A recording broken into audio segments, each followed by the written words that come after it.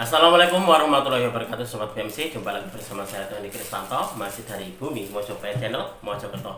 Nah sobat, kita akan melanjutkan lagi untuk mengulas atau mereview dari pusaka-pusaka yang kapan hari sudah saya warangi dan juga sudah saya serviskan untuk diwarangkannya. Nah kemarin itu kan kita sudah mereview atau mengulas beberapa ya. Nah ini adalah kelanjutannya sobat, dan untuk di episode kita kali ini sobat, ini adalah salah satu dari pusaka yang bisa dikatakan sangat layak sekali untuk dijadikan sebagai sebuah piandel. Seperti apa sih wujud dari pusakanya? Kita akan mereviewnya bersama-sama.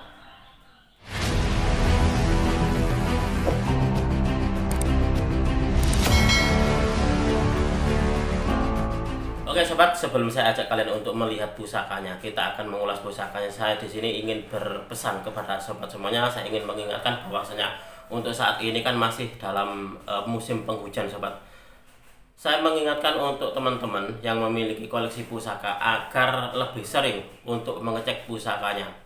Karena apa? Karena dikhawatirkan untuk sekarang kan biasanya itu pusaka-pusaka kita itu gampang lembab, baik itu dari warangkanya ataupun dari pusakanya sendiri. Nah, terkadang sobat, tidak jarang pusaka dengan warangkanya ini berjamur. Nah itulah kenapa saya ingin mengingatkan untuk sobat selalu mengecek, sering-sering mengecek kalau dalam musim penghujan seperti ini. Apabila terdapat ini jamur di warangkanya, silakan kalian bersihkan. Apabila ada timbul sedikit karat atau karat tipis atau juga apa ya, bisa dikatakan itu dibilangnya sudah mulai kotor, silakan kalian bersihkan. Bisa dibersihkan dengan cara menggosok dengan penghapus pensil, lalu setelah itu kalian minyaki. Nah itu adalah salah satu cara kita merawat. Kita harus sering merawat ataupun juga mengecek pusaka-pusaka kita di musim penghujan. Oke sobat, kita akan melanjutkan. Kita akan mengulas atau juga mereview dari pusaka yang akan kita review untuk di video kali ini. Nah ini adalah perwujudan dari pusakanya. Kemarin itu saya mendapatkan beberapa, ada berapa ya, banyak kok saya mendapatkan itu. Nah yang bisa dikatakan masuk di dalam kriteria keris-keris apa ya, yang bisa dikatakan masuk di dalam keris piandel itu ada dua sobat, menurut saya pribadi loh. Yang pertama dulu pernah saya review, yaitu dengan dapur Karno Tinanding. Nah yang kedua adalah keris ini sobat. Nah ini adalah keris dengan dapur Jalak Tilamsari. Nah, sebelum saya ajak kalian untuk melihat wujud dari bilahnya seperti apa, silakan kalian nikmati dulu. Ini adalah warangkanya, dan ini saya dapatkan dari salah seorang rekan tosan haji saya dari daerah Jawa Barat, Jakarta atau mana itu kemarin tuh ini. Dan untuk warangkanya sendiri, ini adalah warangka gawannya. Jadi saya mendapatkan pusaka ini lengkap dengan warangkanya.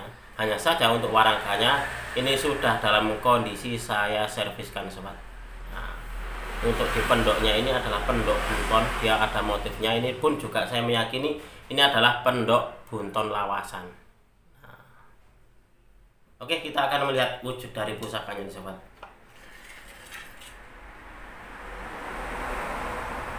Nah sobat, ini adalah perwujudan dari pusaka yang akan kita ulas untuk episode kita kali ini. Kalau kalian melihat di sini, wujud dari pusakanya ini dia hitam kelam. Memang iya, dia hitam kelam. Untuk dibilahnya itu pulen banget, dan dengan rabaan ini halus banget ini.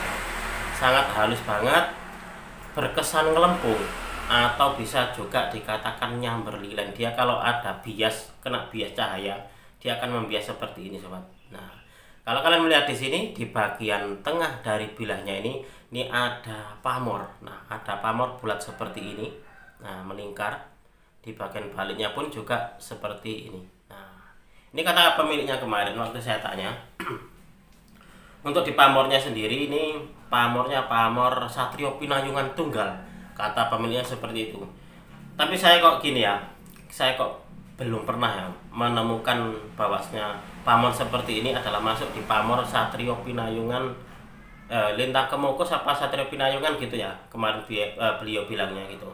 Setelah saya cari-cari sobat, ternyata ada di buku ensiklopedia keris bahwasanya untuk di pamor seperti ini adalah namanya pamor Sumur Bandung. Sumur Bandung itu ada dua versi. Yang pertama adalah dia semacam kayak bulatan, tapi di bagian tengahnya itu dia kosong. Nah, bulat tapi bagian tengahnya itu kosong. Dan yang kedua, versi kedua, nah ada bulatan seperti ini di tengah-tengah bilah dari pusaka. Nah, seperti ini adalah pamornya, pamor sumur Bandung. Jika sobat semuanya punya buku ensiklopedia keris, silahkan kalian buka di bukunya. Mungkin nanti pun juga akan saya ajak kalian untuk membuka di buku. Coba kita akan belajar bersama-sama nanti. Nah, ini adalah wujud dari pusakanya. Ini sangat menyenangkan sekali, dan tikel alisnya pun ini juga nerjang gandek sobat. Nah, ini adalah pusaka yang sangat luar biasa sekali. Nah, ini sangat layak untuk dijadikan sebagai sebuah koleksi. Sangat layak ini masuk lemari. Nah, ini adalah wujud dari pusakanya sobat. Saya waktu pertama kali karisnya datang gitu, saya melihat, wah ini pusaka ini memang benar-benar sangat bisa dikatakan sangat istimewa. Bisa dikatakan juga ini adalah pusaka yang layang batin. Karena apa? Karena saat kita memegang, saat kita melihatnya, itu ada perasaan senang, ada perasaan sangat suka gitu loh, memegang dan juga memilikinya. Nah, ini adalah pusakanya. Coba akan saya balik untuk kameranya sobat, biar kalian pun juga bisa melihat keindahan dari bilahnya. Nah, sekaligus nanti saya ajak kalian untuk melihat di buku ensiklopedia keris tentang pamor ini sobat. Pamor sumur Bandung ini. Oke, sobat BMC, kita akan melanjutkan lagi. Kita akan belajar bersama-sama. Saya ingin di sini mengajak sobat semuanya, khususnya ini bagi para pecinta tosan aji pemula ini, kita akan belajar bersama-sama di sini. Kita akan berdiskusi bersama-sama. Nah, coba kalian amati nih sobat. Ini adalah wujud dari bilahnya. Nah, bilahnya seperti ini. Dia sangat pulen sekali sobat. Nah, ini adalah wujud dari bilahnya. Entah kenapa keris ini sangat bisa dikatakan itu mencuri hati saya sobat, karena keindahannya, keindahan dari bilahnya. Nah, dan untuk di pamornya sendiri, ini pun juga bisa dikatakan pamor yang cukup langka sobat, yaitu pamor sumur Bandung. Dan ini belum saya warangi. Karena apa? Karena memang saya lihat untuk di bilahnya sudah seperti ini. Nah, ini kayaknya kalau untuk karat kok sangat susah sekali untuk berkaratnya gitu loh. Karena apa? Karena bilahnya memang sangat bagus sobat. Jadi saya meyakini bahwasanya ini tidak gampang berkarat untuk di pusakanya. Nah, ini adalah dapur jalak tilam sari kalau menurut saya sobat. Nah, ini sobat, ini adalah warangkanya. Nah, selain kita melihat keindahan dari bilahnya, kita pun juga harus bisa menikmati dari keindahan warangkanya sobat. Nah, ini adalah warangka gawannya. Saya mendapatkan kerisnya beserta dengan warangkanya, ya warangka ini. Hanya saja ini sudah saya serviskan di tukang warangka saya, akhirnya menjadi bersih. Nah, bersih dan juga glowing seperti ini sobat. Ini sangat menyenangkan sekali ini. Coba kita akan melihat bersama-sama sobat tentang gambar di buku ensiklopedia keris, yaitu yang menerangkan tentang pamor sumur Bandung. Nah, coba kalian amati. Nah, ini adalah pamor sumur Bandung yang kalau di sini ini adalah ada dua versi. Nah, yang pertama adalah ini ada bulatan, tapi di tengah bulatannya itu dia kosong. Nah, seperti ini. Dan yang kedua adalah bulatan seperti ini sobat. Coba kita akan melihat keterangan dari buku ini. Sumur Bandung adalah salah satu motif pamor yang agak membingungkan. Nah, ini di sini tertulis agak membingungkan karena ada dua versi mengenai bentuk gambarannya. Dalam ensiklopedia ini dua-duanya dianggap benar. Versi yang pertama, bentuk gambaran pamornya hampir serupa dengan pamor Pedaringan Kebak. Namun, pamor sumur Bandung ini mempunyai bulatan-bulatan kosong di tengah bilah, 3 atau 4 bilah. Bahkan ada yang sampai 6 bulatan. Nah, ini adalah bulatan-bulatan kosong seperti ini. Ini pun juga masuk di pamor sumur Bandung sobat. Lalu untuk selanjutnya, versi yang kedua mengatakan bahwa pamor ini merupakan pamor titipan atau pamor ceblokan berupa sebuah bulatan yang terdiri atas lingkaran-lingkaran bersusun berdiameter bulatan itu kira-kira sekitar 2 cm. Sumur Bandung versi yang pertama ini bisa tergolong pamor rekan, dapat pula berupa pamor tiban. Yang pamor tiban bentuk bulatan kosongnya tidak teratur dan tampak alami. Sedangkan sumur Bandung versi yang kedua selalu merupakan pamor rekan, yang pola gambarnya ini dirancang oleh sang empu. Berarti ini untuk di pamor sumur Bandung yang versi yang kedua, sobat. Nah, versi yang kedua ini termasuk adalah pamor yang direkan atau direka oleh sang empu. Nah, contohnya seperti ini. Nah, coba kalian amati. Nah, ini adalah pamor sumur Bandung. Makanya kenapa kemarin tuh waktu saya tanyakan kepada pemiliknya, dia bilangnya itu pamor lentang kemukus tunggal atau satrio pinayungan tunggal gitu loh, beliau bilangnya. Saya kok apakah ada yang seperti itu ya? Nah, ternyata setelah saya cari-cari, ini adalah pamornya pamor sumur Bandung, sobat. Nah, seperti itu. Nah, untuk sekarang saya akan membacakan sedikit filosofi. Nah, filosofi dari dapur Jalak Tilam Sari, sobat. Nah, Jalak Tilam Sari itu untuk di saya pribadi, nah, perbedaan dengan Tilam Sari adalah kalau Tilam Sari itu dia tidak memakai odo-odo seperti ini. Nah, di bagian tengahnya ini. Kalau untuk Jalak Tilam Sari dia memakai odo-odo. Nah, untuk ricikan lainnya sama. Nah, kalau kalian amati di sini, dia ada tikel alisnya, lalu juga ada pejetan, gandiknya lugas, ada serawean, dan juga di sini ada tingil. Nah, Tilam Sari seperti itu, hanya saja untuk di Jalak Tilam Sari dia memakai odo-odo seperti ini. Nah, itu menurut pengetahuan pribadi saya, sobat. Jika ada yang punya pendapat lain, saya persilahkan. Karena apa? Karena di sini intinya kita belajar bersama, kita berdiskusi bersama-sama, sobat.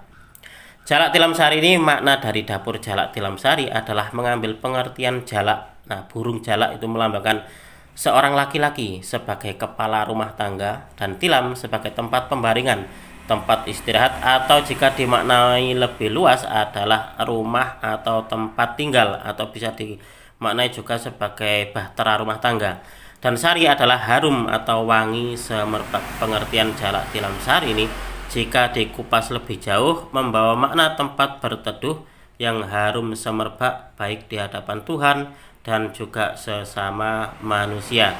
Doa yang diharapkan pada keris Jalak Tilam Sari ini adalah agar pemilik yang merawat keris ini akan selalu mendapat kemuliaan, kebahagiaan, kedamaian, nama yang harum, dan dihormati orang di sekelilingnya, serta selalu mendapat kebaikan dan perlindungan dari Tuhan yang Maha Kuasa. Nah, begitu luhur sekali ya leluhur kita dulu dalam memaknai setiap dapur-dapur dari pusaka-pusaka Nusantara. Lalu kita akan melanjutkan lagi, sobat, untuk di pamornya. Nah, seperti yang kita ketahui tadi bahwasanya untuk di pamor ini, nah, bulatan seperti ini.